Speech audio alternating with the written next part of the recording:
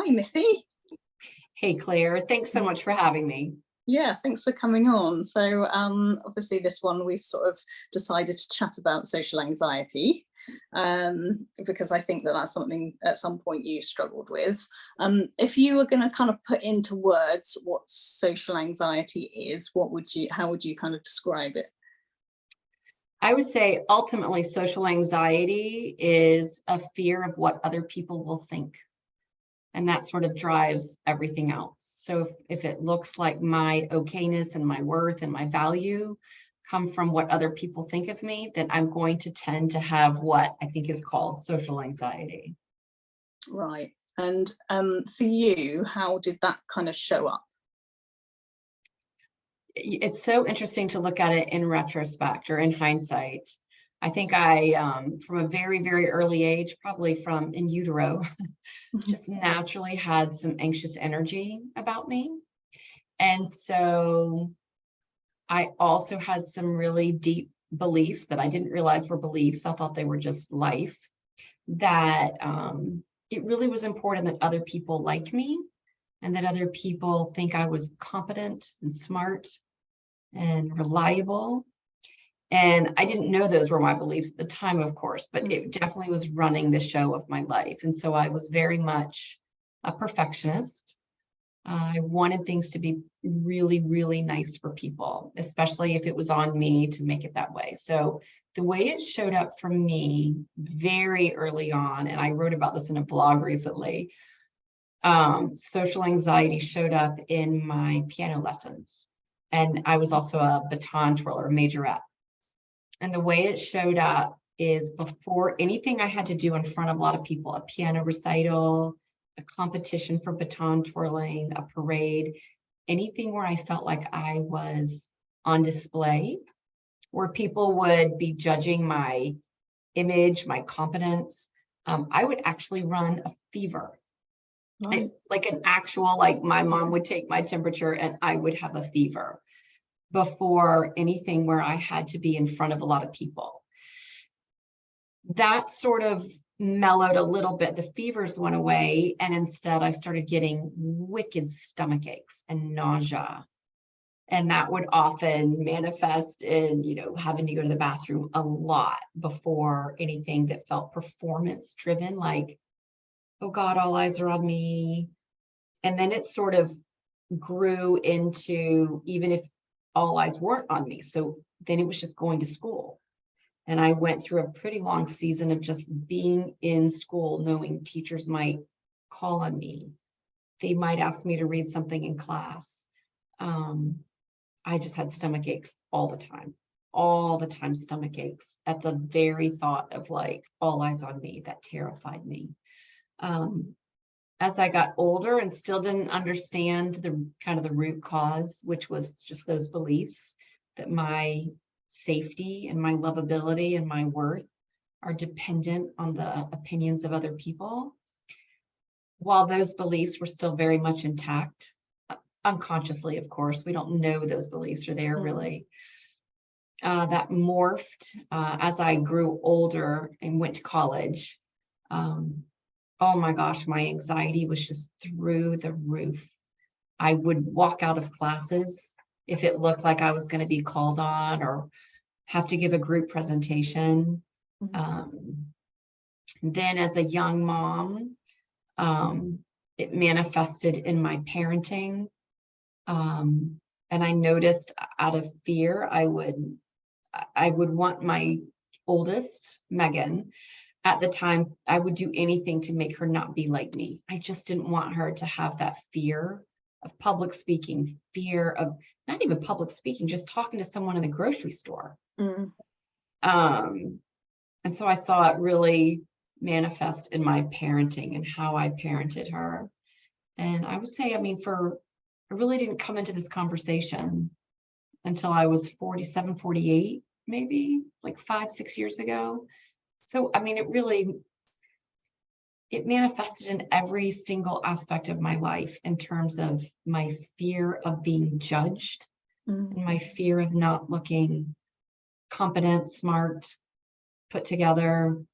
Yeah, it pretty much social anxiety I would say was pretty big in my life. Yeah, because like going back to the kind of school part of it, like if we're sort of thinking about teens, it is that kind of, where you're just walking through the corridor or walking into a classroom or getting your lunch, where it's big things like presentation, you think, well, fair enough, because there's a lot of people that don't like it. But when it gets to the point where you can't even walk into that school without being terrified of people Yes. looking at you. And, it's so interesting, isn't it, that we think that all eyes are on us because we're so, that's just the way. Right. See, it feels like it. It does, because we're the star of our own movie. But, obviously each person that you think's looking at you is thinking about themselves. So, so when did you kind of, so that's quite a long time to be struggling with that, isn't it? So, I mean, when did you kind of go, hang on a minute, this isn't quite right? I would say that honestly, not till I kind of went through that health crash in late 2017, 2018, and kind of going into 2019, where I really started questioning this whole idea of where my worth comes from, where my value comes from, and even more so, where my story comes from, and how reliable or unreliable that story is. And things honestly began to crumble a little at that point. And then there were two other pretty big shifts that I noticed in the last few years as I've been sort of in this conversation. I'd say the second big shift was when I was in coaching school with Amy. And I would explain to her or explain to the group that every time, I think you may have already heard the story, it was my turn, or I knew my turn was coming up to speak or coach or whatever in front of the group, my heart would race and my throat would get really tight and dry. And it would stay like that for the first maybe 60, 75 seconds of my speaking. I thought that was a problem, which then reinforced that it was a problem. And so I worked really hard to try not to have that problem. And I remember Amy saying, Missy, it's not a problem. Why would that be a problem if for 60 or 75 seconds or however long, your voice shakes or your heart races or your throat gets dry? That's not a problem. No. And that blew open a whole new door for me. And then reading about like Bruce Springsteen vomiting before all his concerts and then being like, yeah, I vomited. That means I'm ready. And then my middle daughter, Taylor, when she would play, she's a big soccer player. And when she would play the away games for her varsity team, every single time she would vomit. Like we would drive, she'd sort of vomit in the bushes before walking in, but she didn't care. She was like, yeah, time to vomit. And she'd throw up and be like, all right, put me in, coach, I'm ready. And that, it never occurred to me that that wasn't a problem. Yeah. Or that my voice shaking for the beginning of a speech or whatever wasn't a problem. It was my body's way of preparing itself, of getting ready, of letting energy move through. But when I started seeing it more as, oh, this is energy moving. Mine moves in the form of a shaky voice, racing heart, dry throat. My daughter Taylor's moves through her as vomiting before the game and her going, yeah, done. Vomit's over, put me in. I can't even begin to tell you what that opened up for me. Honestly, that changed my life. I found myself suddenly like signing up to do stuff like, please let me speak. Please put me in front of the camera. Please let me, like, when it was no longer a problem to have a shaky voice, weak knees, racing heart. Well, then it just wasn't a problem. Just my world opened up exponentially because it was fine. It was fine if my heart raced. It was fine if I had sweat dripping down the back of my neck, my back. My first few webinars I led with, 25 people live, I was drenched in sweat. They didn't know that. Drenched. The difference is, who cares?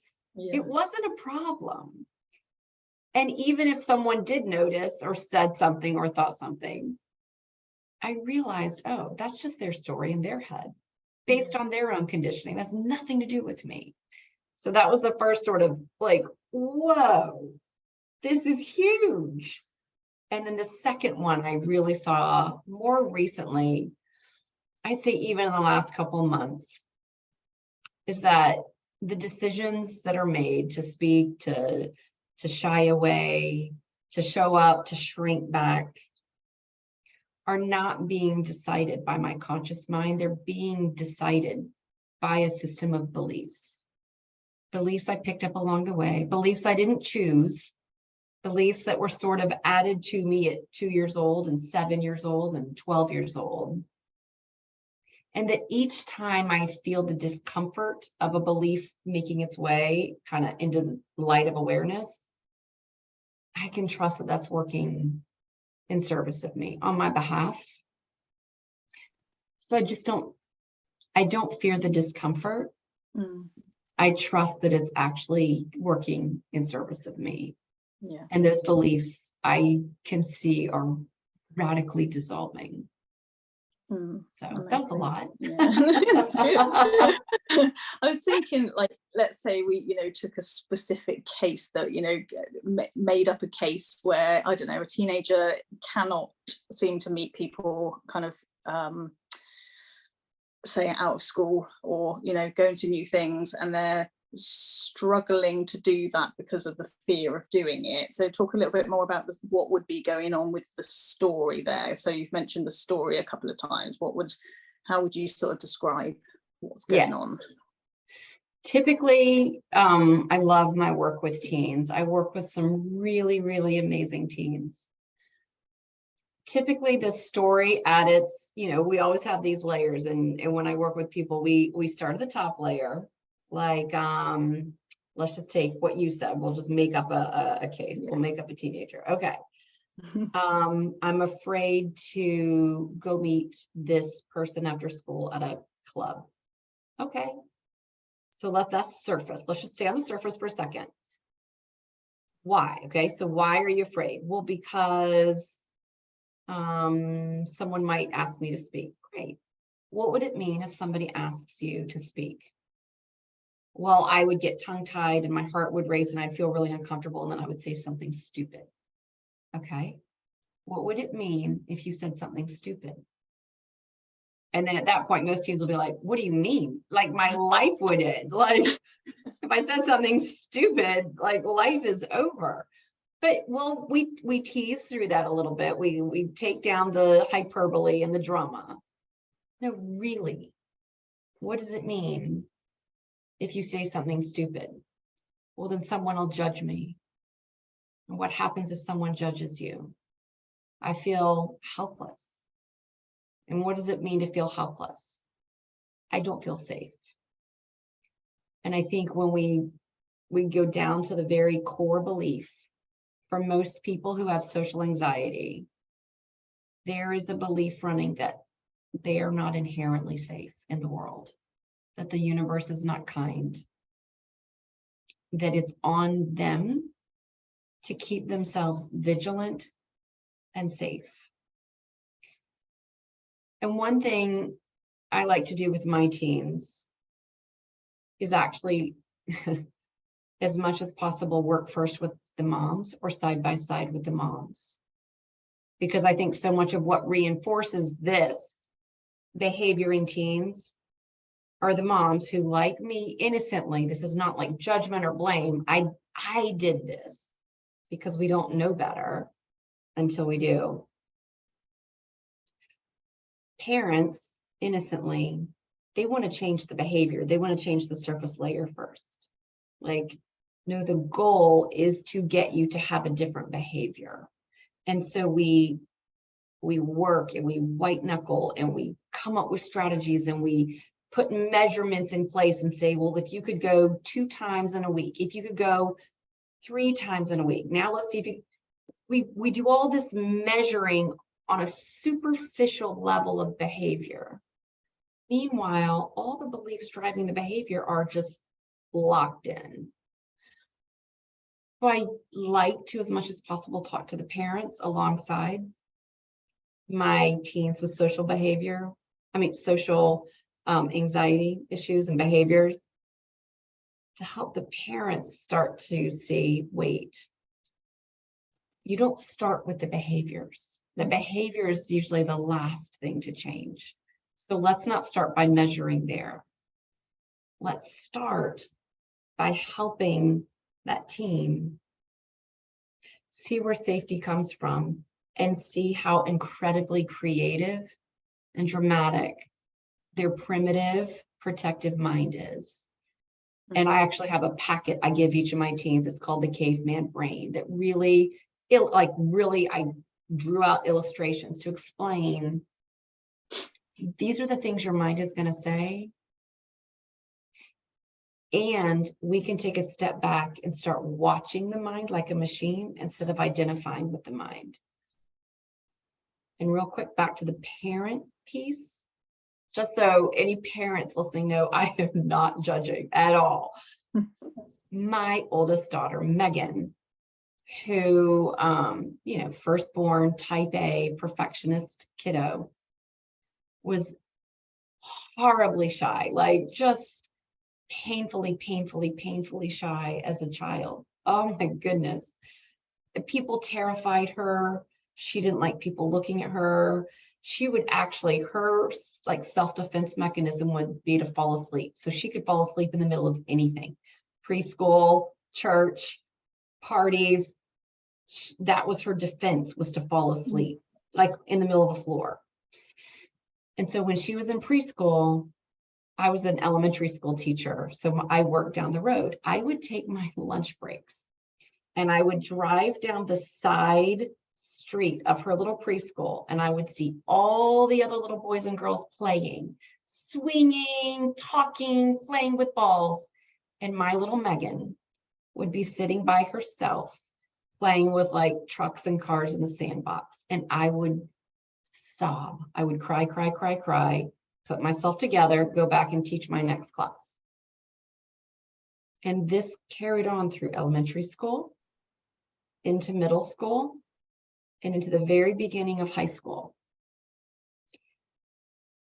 Today, she's 24. Megan is one of the most outgoing, flourishing, thriving, loud people I know. And so I just want to say to parents who have those super duper shy kids that literally will not raise their hand, will not initiate friendships. My daughter would never initiate friendships. I mean, for her entire schooling career, she just wouldn't. I think as a mom, our instinct is to feel, I don't know, sad or hopeless. But I think if I could just say one thing to the moms is, they are on their perfect journey. Your children are on their perfect journey. And sometimes that journey looks like very long stretches of being very quiet and shy. And it is not a problem to be fixed. Like our children's tendency to be introverted, our children's tendency to want to go within, I don't think that's a problem to be fixed. I think they just honestly need our absolute unconditional love and support. And along the way, if we can help them see they don't have to take the narrator in their head so seriously, then that's a great place to begin. But I really don't, when I work with my teens with social anxiety and their parents, we don't set up measurements based on their behaviors, how many times they raise their hand, how many times they speak out, because it's missing the whole point. It's helping them create a sense of deep safety, love, unconditional love. I love you no matter what. If you never raise your hand in your life, You are whole and complete and worthy and deeply loved. And if you are shy forever, the way our culture labels shy, you are whole, complete, perfect, strong, and utterly safe and loved. That's the place to begin. That's the entry point to social anxiety. The behavior is going to do what the behavior is going to do. Those are like sprinkles on the top of the cake. I really don't focus on the actual behavior of social anxiety as much as let's look at your design. Let's look at how safe you are, how whole and complete you are. The behavior takes care of itself, even if it's not in the timeline your mind as a mom or a dad wants it. Like, this is all great, but I'd like in 3 months for them to be able to go to that sporting event or that concert, or in 3 months time or in 6 months time, I'd like them to at least have 3 friends. That's made up. That is just a made up story in somebody's creative mind. But I don't tend to make those measurements at that level. And then also, like, when I'm talking to parents, I think probably one of the things I dwell on quite a lot as well, and I know you do because we've talked about this a lot with Amy, but the feeling. So that kind of, the sensation of what they would label as anxiety. So for me personally, I feel it in my chest, all the way to my sweaty hands. That's kind of where my anxiety sits. And everybody's different. People feel it in their stomach where they feel sick. It could be anywhere, tight head. My littlest one gets wobbly legs, that kind of, That was one of mine. Wobbly legs was a big one of mine. Yeah. And I think that, not having to avoid that, yes, we're not keen on it. It's like, when you want to raise your hand and your chest is pounding, it's not, probably even now, if I could get out of it, I probably would. However, it's that kind of being able to be with it, isn't it? Because if you've got nothing to avoid, then there is no issue. Knowing that you can still turn up and speak in front of lots of people with that going on. And I know you've already touched on that a bit, but that real feeling that we get, like, can you sort of talk about that and how you kind of became okay with it? Yes. I think the biggest distinction I would make there is that the being okay with it is a byproduct. It's not something I did. The being okay. So we don't want to, I try to be careful not to create a job. Like, this is now your to-do list. Your to-do now is to go be okay with this thing. Or now your job is to accept.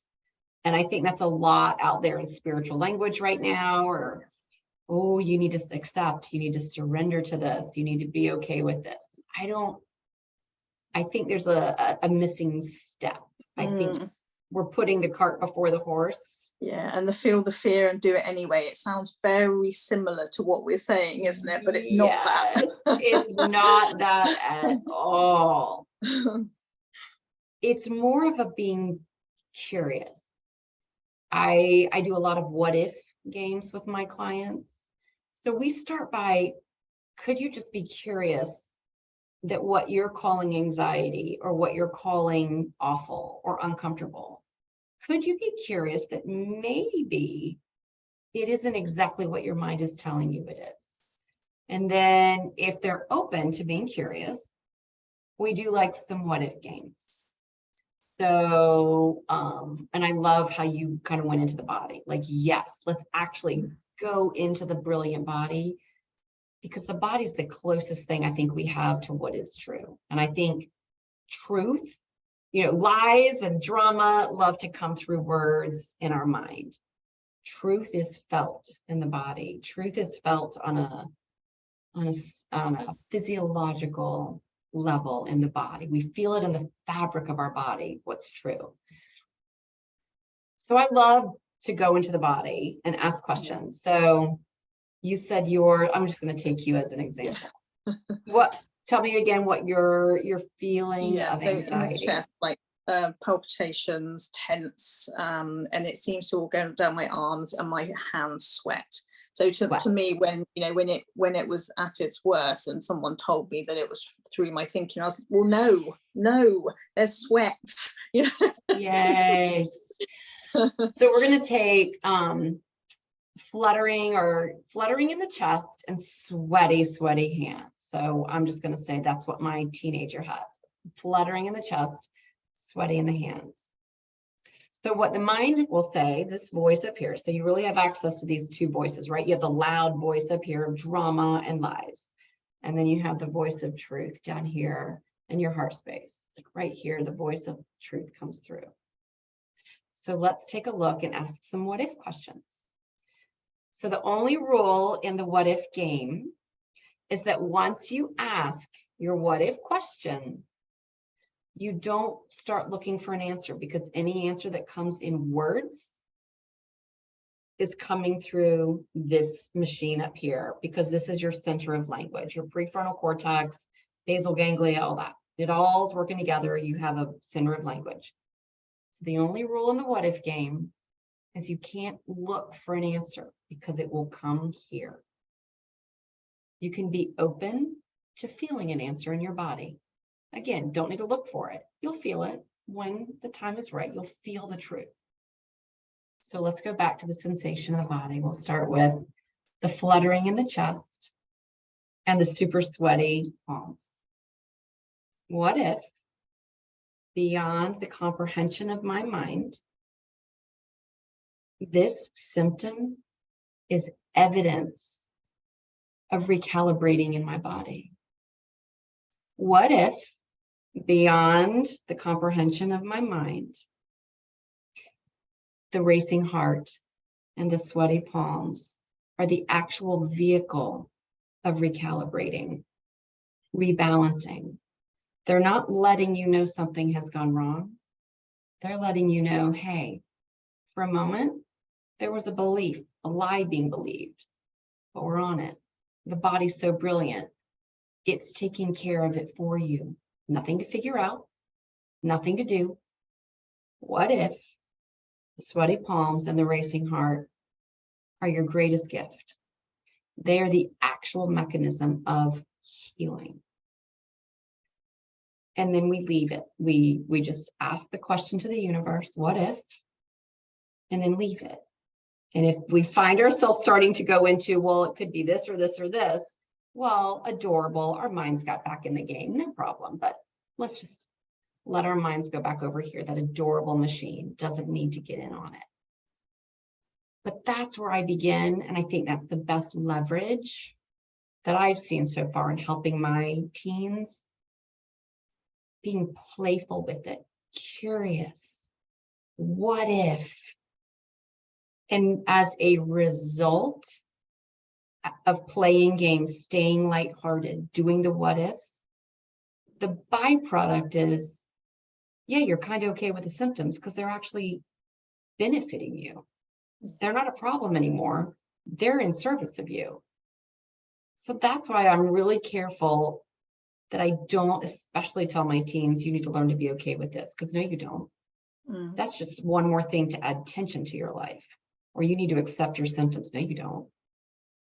But are you willing to play in kind of a little virtual playground with some curious what if questions? And I've seen some just miraculous opening up when teens are willing to just play, just play with it. Amazing. Thank you. Before we finish up, is there anything else, like, you have the stage, is there anything else you'd like to say to teens? And also, like, where can people find you? Do you have a website, that kind of thing? I do. I have a website, which is just my name, MissyMajoranoCoaching.com. I have a YouTube channel where I have all kinds of videos on, actually I have a whole series on there on my favorite panic attack sensations. Okay. And wobbly legs is one of them. Yeah. Difficulty swallowing is another one of my personal favorites. So my YouTube channel, which again is just my name, Missy Majorano, my website, MissyMajoranoCoaching.com.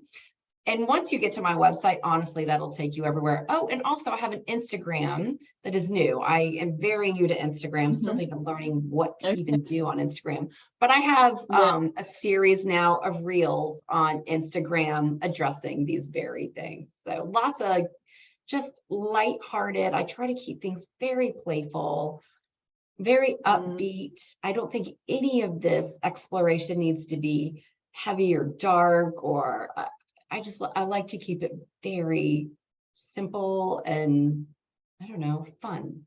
This Yeah. can be a fun exploration. Yeah, brilliant. Thank you. Thank you. Yeah, it's been lovely talking to you. Thank you for your time. And yeah, I will put that on this weekend. So that'll be amazing for people to be able to see. So brilliant. Thank you, Missy. Thank you so much, Claire. Thank you.